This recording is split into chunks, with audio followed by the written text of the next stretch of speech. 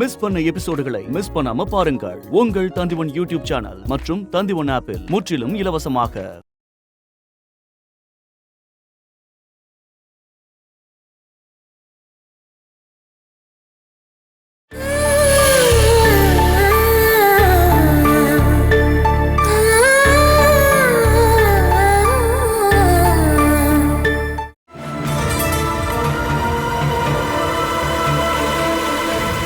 போகாதம்மா, நில்லு. சமேலி, நான் சொல்றது ஒரு நிமிஷம் கேளு. நீ இங்க இருந்து போற அளவுக்கு இப்ப இந்த வீட்டுல என்ன நடந்தது? அம்மா, நீ இப்ப எதுக்கு இப்படி எல்லாம் பேசிட்டு இருக்க? பிரீத்தி, உனக்கு ஏதாவது பேசுறதா இருந்தா சூரஜ் கிட்ட மட்டும் பேசு, இல்லனா அப்பா கிட்ட. இவ வெளிய போறேன்னு சொல்ற அளவுக்கு நீ என்ன சொன்ன? நீ உள்ள போ. இப்ப நான் சொல்ல போறத கேப்பியா இல்லையா? இப்போ இந்த வீட்டுல அதிகாரம் உனக்கு இல்ல, இவளுக்கு தான்.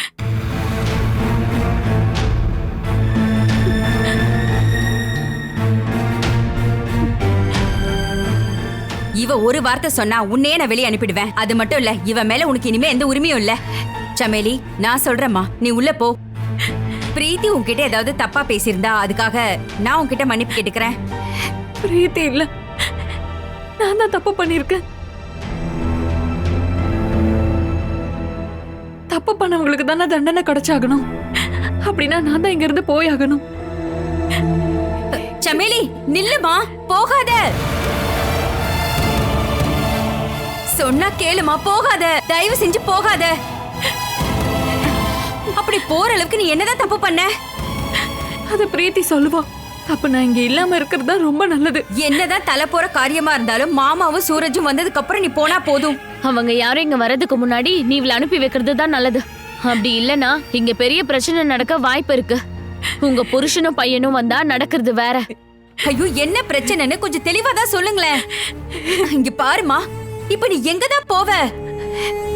தெரியல, ஆனா இங்க வந்துட்டான்னு யாராவது கண்டிப்பா போன் பண்ணி சொல்லுவாங்க.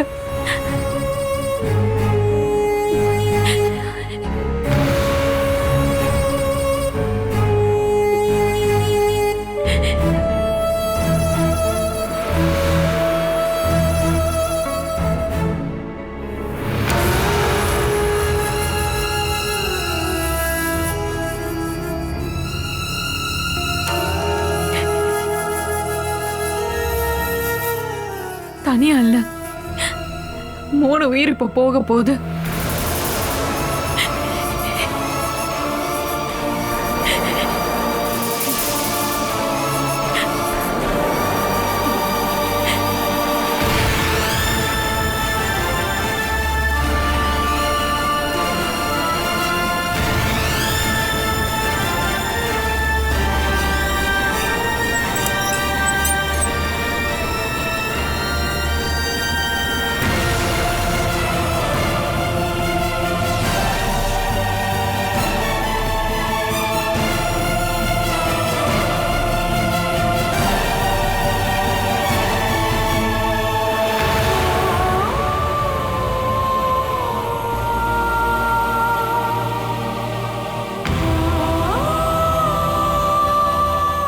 இத்தனை நாள சீக்கிரட்டா மறைச்சு வச்சிருந்த அந்த ரகசியத்தை அவ எதுக்காக உங்ககிட்ட சொல்லியிருக்கா? ஒரு பேஷண்டா நான் சில விஷயங்களை உங்ககிட்ட பேசணும்னு சமையலி காலையில கூப்பிட்டுருந்தாங்க.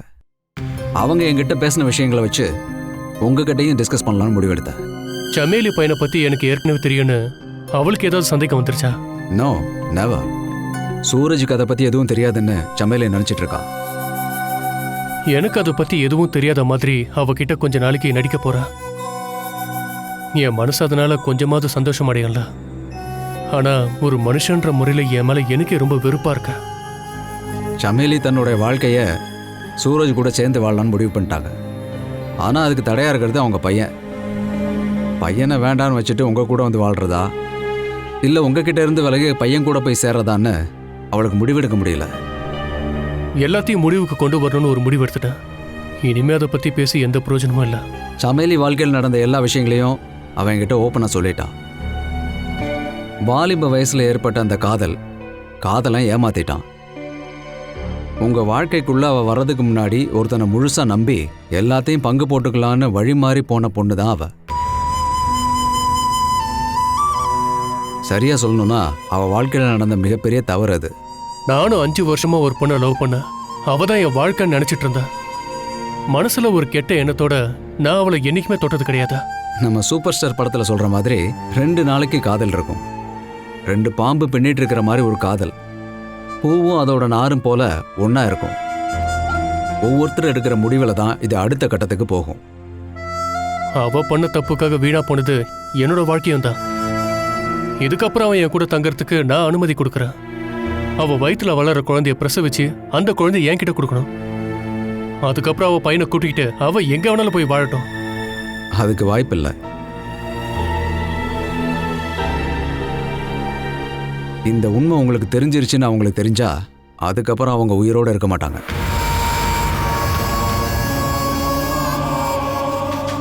எஸ், அவங்க இறந்துட்டா அவளோட சேர்ந்து உங்க குழந்தையும் இறந்துடும். அந்த விஷயத்தை என் முகத்துக்கு நேரம் சொல்லிட்டு தான் சமையல் இங்கேருந்து கிளம்புனாங்க. அது சும்மா மிரட்டினதுக்கு சொன்னதா எனக்கு தெரியல. அந்த விஷயத்தை சத்தம் போட்டு சொல்லிட்டு போனாங்க. பின்ன நான் என்னதான் பண்ணணும்? அப்ப பண்ண எல்லா தப்பையும் மன்னிச்சு என்னை ஏத்துக்க சொல்றீங்களா? அப்படி நான் சொல்லலை. ஆனால் அவங்க தற்கொலை பண்ணிக்கிறதுக்கு காரணமாக நீங்கள் ஆயிராதீங்க.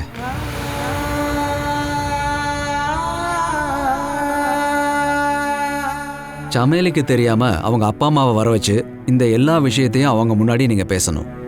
ரொம்ப பொறுப்பாக நீங்கள் அவங்க கூட அவளை அனுப்பி வைக்கணும். அதை தவிர வேற வழியே இல்லை.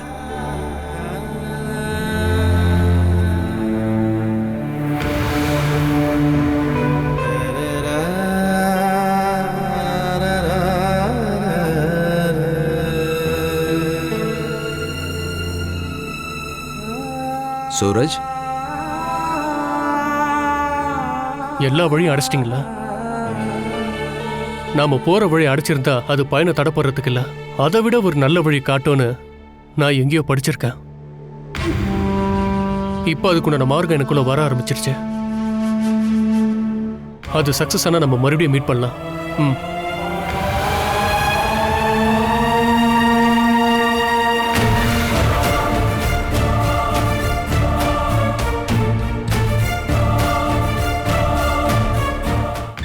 இதுக்கப்புறம் நாம கேஸை கொடுத்து என்னதான் பண்றது? அவளுக்கு அதுதான் இஷ்டம்னா அவ வழிக்கே போட்டுன்னு விட்டுறணும். அவகிட்ட எதுக்கு கேட்கணும்? பசங்களோட மனசை நம்மளால கட்டுப்படுத்த முடியாதுல்ல. சரி. யாருங்க? அண்ணன் தான் ஃபோன் பண்ணாரு. ஆஷாவையும் அவ புருஷனையும் கூட்டிட்டு வந்து கல்யாணம் பண்ணி வைக்கலான்னு அண்ணன் சொன்னாரு. என்னாச்சு? ஆனா சசிதரன் அப்படிலாம் பண்ண வேண்டாம்னு சொல்லிட்டு இருக்கான். எனக்கு அப்படி ஒரு பொண்ணே இல்லைன்னு ரொம்ப கோவமா சொல்றான். அவளுக்கும் எனக்கும் இருக்கிற எல்லா உறவும் முடிஞ்சிருச்சுன்னு அவன் சத்தியம் பண்ணிருக்கானா. அவளுக்கு சீதனமா கொடுக்கவே இருந்த பணத்தை இனிமே சசிதரன் பிசினஸ் பண்ண வச்சுக்கலாம். எனக்கு அதை பத்தி கவலை இல்ல. அந்த கேடு கட்டவன் வீட்டுக்கு தானே ஆஷா கல்யாணம் பண்ணிட்டு போயிருக்கா. எனக்கும் அதுதான் அதிசயமா இருக்கு. வேணுவோட தம்பியை தான் அவ கல்யாணம் பண்ணிக்கிட்டான்னு தெரிஞ்சப்போ நான் ரொம்ப பயந்தேன். சசிதரனோட சொத்து மொத்தமா உங்களுக்கு கிடைக்கும்னு நினைச்சு கூட்டிட்டு போய் கல்யாணம் பண்ணிருப்பாங்கன்னு நினைக்கிறேன். இருந்தாலும் அவ இப்படி போய் அங்க மாட்டிருக்க கூடாது இல்ல. ஆஷா மட்டும் இல்ல, நம்ம பாலவும் அங்கதானே இருக்கா. சொந்த பொண்ணை பத்தி கூட கவலைப்படாம தங்கச்சி பொண்ணை பத்தி கவலைப்பட்டு இருக்கீங்க. நமக்கு தெரிஞ்ச வரைக்கும் அந்த வீடு ஒரு பாதாளம். அங்க அந்த பொண்ணு எப்படிதான் வாழ போறாளோ. அவளை கல்யாணம் பண்ண சுமேஷ் அந்த வேணுகோபால் மாதிரி இருந்தான்னா ஆஷாவோட வாழ்க்கை அவ்வளவுதான். அந்த வீட்டுக்கு தான் ஆஷா கல்யாணம் பண்ணி போயிருக்கான்னு தெரிஞ்சதும் நான் ரொம்ப பயந்து போயிட்டேன். ஆனா யோசனை பண்ணி பார்த்தப்பதான் என் மனசுக்கு நிம்மதியாச்சு. பாலாவை இந்த பிரச்சனையில இருந்து காப்பாத்துறதுக்கு ஆஷா இருக்கால. ஆஷா பாலா மேல உயிரையே வச்சிருக்கா. அதெல்லாம் பழைய கதை. இப்ப சுபாவம் மாறி இருக்குன்னு எனக்கு தெரியும். அவளுக்கு ஒண்ணுமே தெரியாதுங்க. பாலாக்கான்னு சொல்லிட்டு எப்பவுமே கூடதான் இருப்பா. ஸ்கூல்ல படிக்கிற மாதிரி இருக்காது. காலேஜ் படிக்கும்போது காதலியோட மனசு இருக்காது. அவ பொண்டாட்டி ஆகும்போது ஆஷா முன்ன மாதிரிலாம் இல்ல. பாலாவும் முன்னாடி இருந்த மாதிரி இல்ல. என்ன இருந்தாலும் ஏற்கனவே 2 பேரும் சொந்தக்காரங்க தானே. பாலாவுக்கும் பேசுறதுக்கும் சொல்றதுக்கும் தெரிஞ்ச ஆள் ஒருத்தர் அங்க இருக்கிறது நல்லது தானே. 2 பேரும் ஒன்னா நின்னா அது எனக்கு சந்தோஷம்தான்.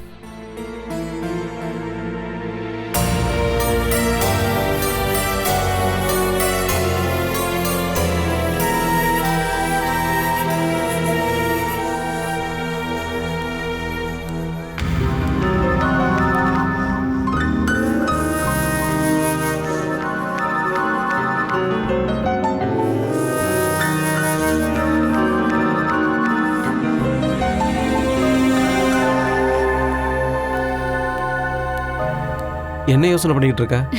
அதெல்லாம் ஒன்றும் இல்லைங்க.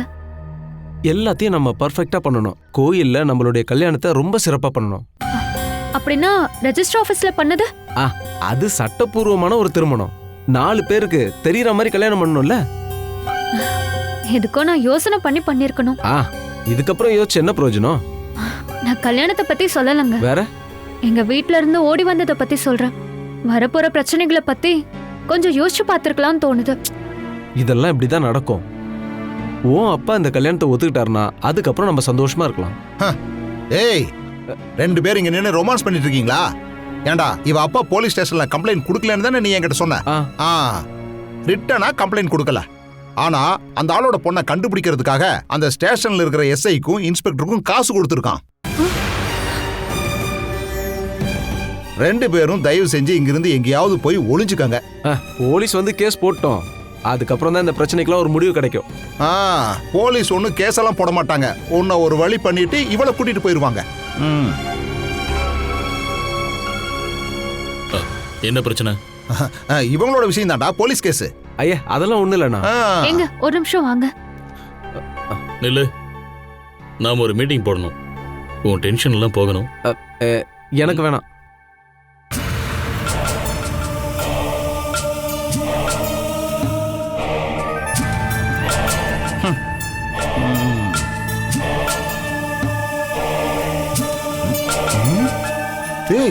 சரக்கு வாங்கிட்டு வந்தியா?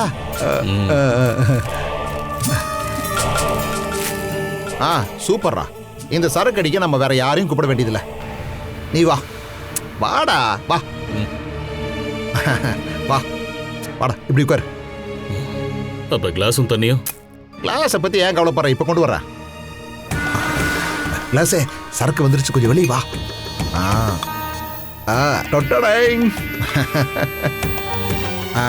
அடுத்து தண்ணி, அதையும் ரெடி பண்ணிட்டு வந்துடுறேன். அனிலா, ஏய் அனிலா, சீக்கிரமா கொஞ்சம் வெளியே வா.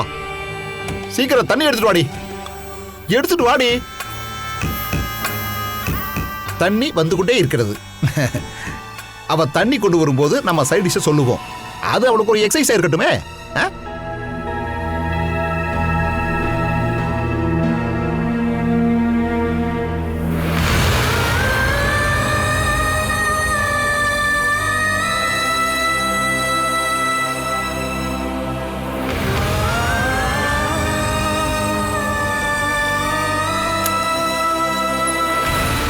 மேடம், இப்போ நீங்க பில் கட்டினா போதும்.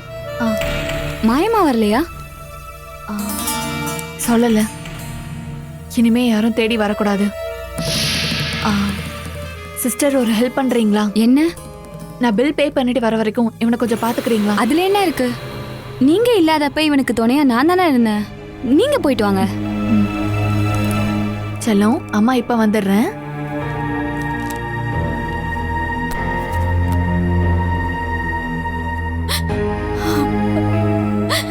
இப்ப நம்மளோட குடும்ப மானமே போச்சு.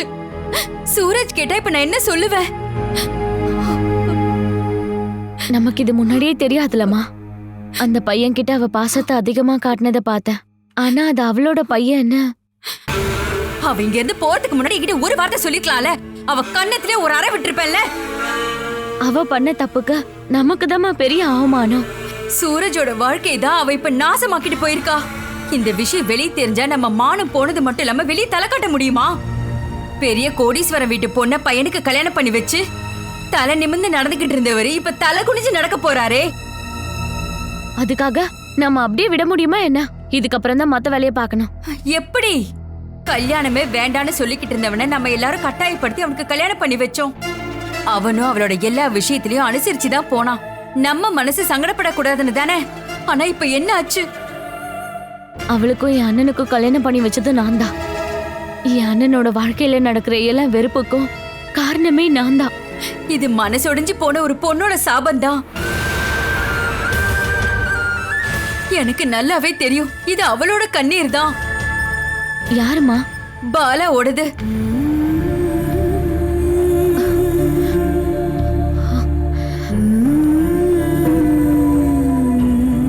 நாம எல்லாருமே சேர்ந்து அவளை நல்லா நம்ப வச்சு கடைசியில உங்க அப்பாவோட பிடிவாதத்தினால நாம எல்லாரும் அவளை தூக்கி எறிஞ்சிட்டோம்.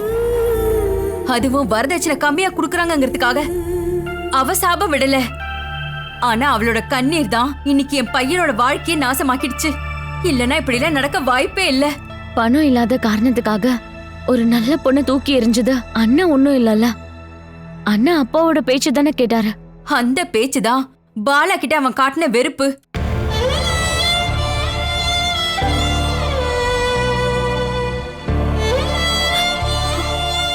அதோட பலனாதான் இப்ப அவன் வாழ்க்கையே வீணா போச்சு. எனக்கு நல்லா தெரியும். இத சத்தியமா என்னால ஏத்துக்கவே முடியல. அவளை நான் என் சொந்த பொண்ணு மாதிரி தான் பாத்துக்கிட்டேன். ஆனா அவ இவ்வளவு பெரிய விஷயத்தை நம்ம கிட்ட எல்லாம் மறைச்சு நம்ம எல்லாரையுமே நல்லா ஏமாத்திட்டால. அவ கர்ப்பமா இருக்கிறான்னு தெரிஞ்சதுமே நான் எவ்வளவு சந்தோஷப்பட்டேன் தெரியுமா? இப்ப என்ன ஆச்சு? நீ அப்பாவுக்கு கால் பண்ணு. இப்பவே எல்லாமே முடிஞ்சு போகணும். நாம இப்பவே அவ வீட்டுக்கு போய் ஆகணும். இப்ப அப்பாக்கு தெரிய வேணாம். சூரஜ் இங்க வரட்டும். அதுக்கப்புறம் அப்பாக்கு தெரிஞ்சா போதும்.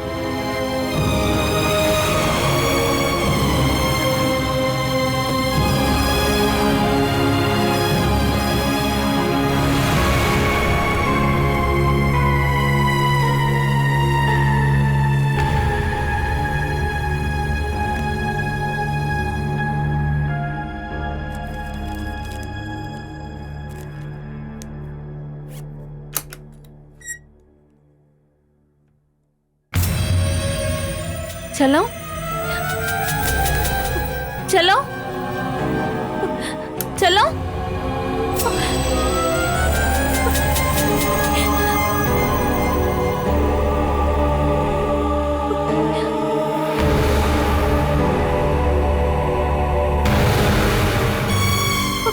பில் கட்டிட்டீங்களா? என் பையன் எங்க? ரூம்ல இல்லையா? அவனை பாத்துக்க சொல்லிட்டு தானே நான் இங்க இருந்து போனேன். அவன் எங்க போனான்? நீங்க போனதுக்கு அப்புறம் பையனோட அப்பா வந்திருந்தாரு. அப்பாவா? அவர்தான் நான் பாத்துக்கிறேன்னு சொல்லிட்டு என்ன போக சொன்னாரு மேடம். என்ன நீங்க இப்படி சொல்றீங்க? அப்படி ஒரு ஆள் இல்ல. உண்மையை சொல்லுங்க. என் பையனை யார் கூட அனுப்பி விட்டீங்க? உண்மைதான் மேடம். நான் தான் உன்னோட அப்பான்னு சொன்னதும் பையனும் கூட போயிட்டான். அதனால தான் நான் திரும்பி போனேன். அவனுக்கு அப்படி யாருமே இல்ல. என் பையனுக்கு நான் மட்டும் தான் இருக்கேன். என் பையன் மட்டும் காணாம போயிருந்தான்.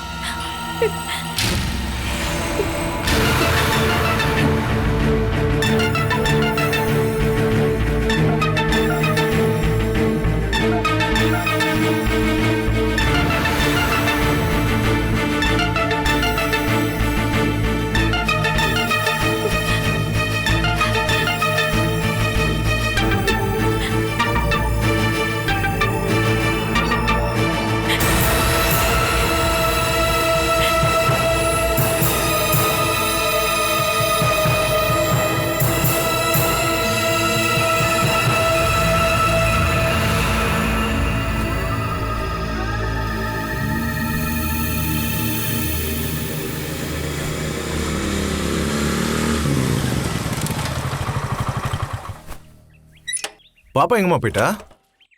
வண்டி சத்தம் கேட்டாலே வெளியே ஓடி வருவாளே. நீ இப்ப எதுவும் சண்டை போடாதப்பா. ஜெயா குழந்தைய கூட்டிட்டு அவ வீடு வரைக்கும் போலான்ட்டு இருக்கா. அவ வீட்டுக்கு போய் கொஞ்ச நாள் ஆயிடுச்சுல. என்கிட்ட போயிட்டு வரவான்னு கேட்டப்போ போயிட்டு வான்னு சொன்னேன். உங்ககிட்ட சொல்லிட்டு போறதுக்காக தான் வெயிட் பண்ணிட்டு இருக்கா.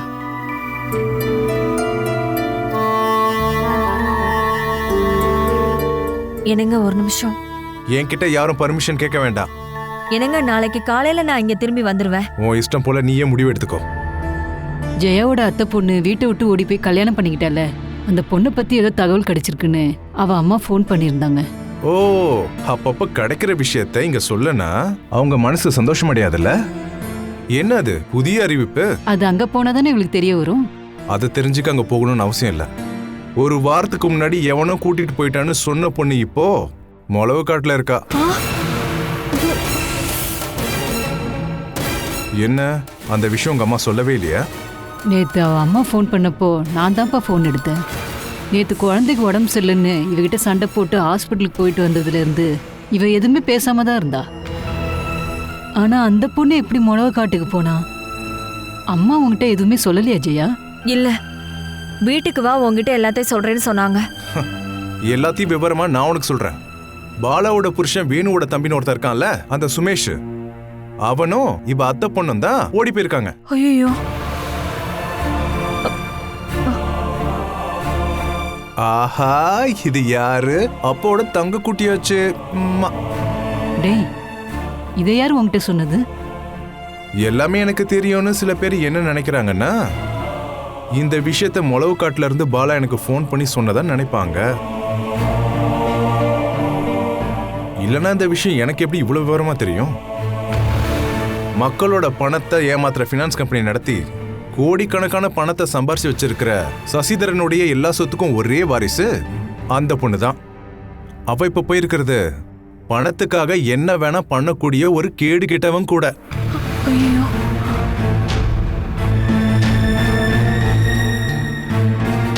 மகளுக்காக சேர்த்து வச்ச எல்லா சொத்துமே இப்ப வீணா போச்சுல்ல. ஓடி போகும்போது அவனை பத்தியும் அவன் குடும்பத்தை பத்தியும் அந்த பொண்ணு கொஞ்சமா தெரிஞ்சு வச்சிருக்கணும்ல. தெரிஞ்சு வச்சுக்கிறதுக்காக நிறைய ஆம்பளைங்க இருக்கிற குடும்பத்துல இருந்து வரதட்சணை கொடுத்து ஒரு பொண்ணு அந்த வீட்டுக்கு அனுப்பிச்சு வச்சாங்கல்ல. இது ஒண்ணு அவ்வளவு நஷ்டம்லாம் இல்ல, பொண்ணு தானே போயிருக்கா. ஆனா சசிதரனுக்கு கிடைக்க வேண்டிய சரியான தண்டனை தான் இது. வேணுவை விட பெரிய கிரிமினல் அவன். கொட்டேஷன், வண்டியை புடுங்கிறது, இந்த மாதிரி ஏகப்பட்ட அக்கிரமத்தை கையிலேயே வச்சிருக்கவன். இப்ப அந்த குடும்பத்துல இருந்தும் ஒரு பொண்ணோட வாழ்க்கை நாசமாக போகுது. இதை விட உனக்கு விவரமா தெரியணும்னா உன் வீட்டுக்கு போய் அம்மா கிட்ட கேட்டுக்கோ. ஆனா போகும்போது நீ மட்டும்தான் போகணும், இவளை கூட்டிட்டு போக கூடாது. மனோ, இவ்வளவு அங்க போகணும்னு ரொம்ப ஆசைப்பட்டுட்டு இருக்காப்பா. அது பிரச்சனை இல்லை. பாப்பாவை அப்பா பைக்ல வெளியே கூட்டிட்டு போறேன். அப்புறம் சூடான பிரியாணி வாங்கி தரேன். என்ன, போலாமா? அதுதான் பாப்பாக்கு அப்பாவோட மனசு தெரியுது. போறதா இருந்தா லேட் பண்ணாத, டைம் ஆகுது. நான் அங்க போல.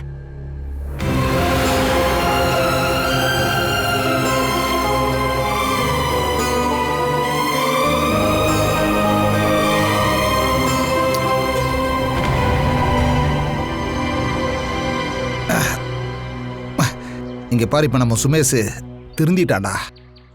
அவன் அந்த பொண்ணோட பேச்சை கேட்டு குடிய நிறுத்திட்டான். அவன் அவளை கண்டு பயப்படுறான்டா. அவளை பிடிச்சு இழுத்துட்டு போய் ஏரியில தூக்கி வீசணும். அவனுக்கு கிடைச்ச லாட்டரிடா அந்த பொண்ணு. அந்த ஃபைனான்ஸ்காரன் வீடு முழுக்க பணமா வச்சிருக்கான்டா. ஒரே பொண்ணு, அதனால தான்டா அவன் இந்த மாதிரி எல்லாம் பண்ணிக்கிட்டு இருக்கான். இங்க பாருங்க, உங்களுக்கு சைட் டிஷ் வேணும்னு கேட்டா மட்டும் போதாதுங்க, அதுக்கு தேவையான திங்ஸ் எல்லாம் நீங்க வாங்கி கொடுக்கணும். என்னது வாங்கி கொடுத்ததெல்லாம் அதுக்குள்ள தீந்து போச்சா? என்னடே, நீ இந்த தடவை வரும்போது காசெல்லாம் எதுவும் கொடுக்கலையா? இல்ல. நான் அன்னைக்கே கேட்கணும்னு நினைச்சிட்டு இருந்தேன். ஆமா, உன் கையில் இருந்த பிரேஸ்லெட்டும் கழுத்துல இருந்த செயினும் எங்கடா போச்சு? அதை எடுக்காம வந்துட்டேன். அடகுல இருந்தா? இல்ல, ரூம்ல இருக்கு. அர்ஜென்ட்டா கிளம்புனால அதான் எடுக்க மறந்துட்டேன். சரி சரி, அப்படியா? உங்க தம்பி கல்யாணம் பண்ணது இப்ப ரொம்ப நல்லதா போச்சு. அவர் இப்ப ரொம்ப சந்தோஷமா இருக்காரு. ஆனா நீங்க 2 பேரும் இருக்கீங்களே, மாடு கழனி தண்ணி குடிக்கிற மாதிரி எப்பவும் குடிச்சிட்டே இருக்கீங்க. நீங்களா மனுஷங்க தானா? ஏய், பேசாம இங்கிருந்து போறியா?